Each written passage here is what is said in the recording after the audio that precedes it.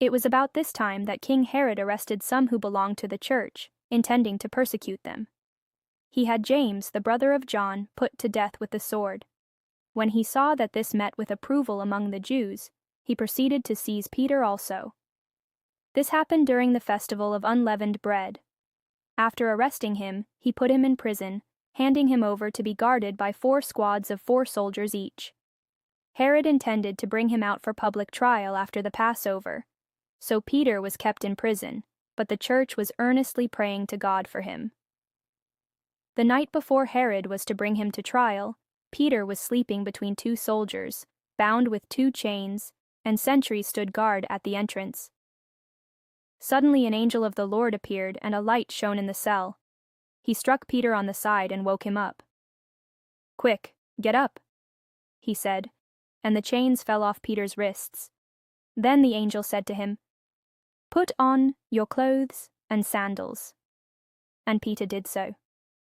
"Wrap your cloak around you and follow me," the angel told him. Peter followed him out of the prison, but he had no idea that what the angel was doing was really happening. He thought he was seeing a vision. They passed the 1st and 2nd guards and came to the iron gate leading to the city. It opened for them by itself, and they went through it. When they had walked the length of 1 street, suddenly the angel left him. Then Peter came to himself and said, "Now I know without a doubt that the Lord has sent his angel and rescued me from Herod's clutches and from everything the Jewish people were hoping would happen." When this had dawned on him, he went to the house of Mary, the mother of John, also called Mark, where many people had gathered and were praying. Peter knocked at the outer entrance, and a servant named Rhoda came to answer the door. When she recognized Peter's voice, she was so overjoyed she ran back without opening it and exclaimed, "Peter is at the door." "You're out of your mind," they told her. When she kept insisting that it was so, they said, "It must be his angel." But Peter kept on knocking, and when they opened the door and saw him, they were astonished. Peter motioned with his hand for them to be quiet and described how the Lord had brought him out of prison.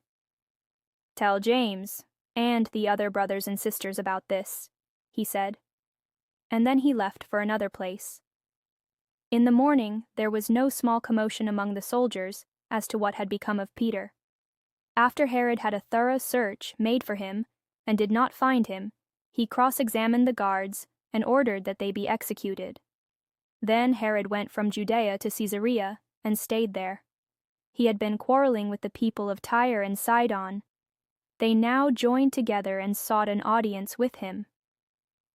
After securing the support of Blastus, a trusted personal servant of the king, they asked for peace, because they depended on the king's country for their food supply.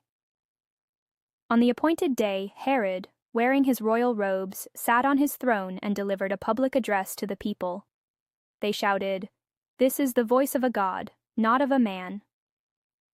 Immediately, because Herod did not give praise to God, an angel of the Lord struck him down, and he was eaten by worms and died. But the word of God continued to spread and flourish. When Barnabas and Saul had finished their mission, they returned from Jerusalem, taking with them John, also called Mark.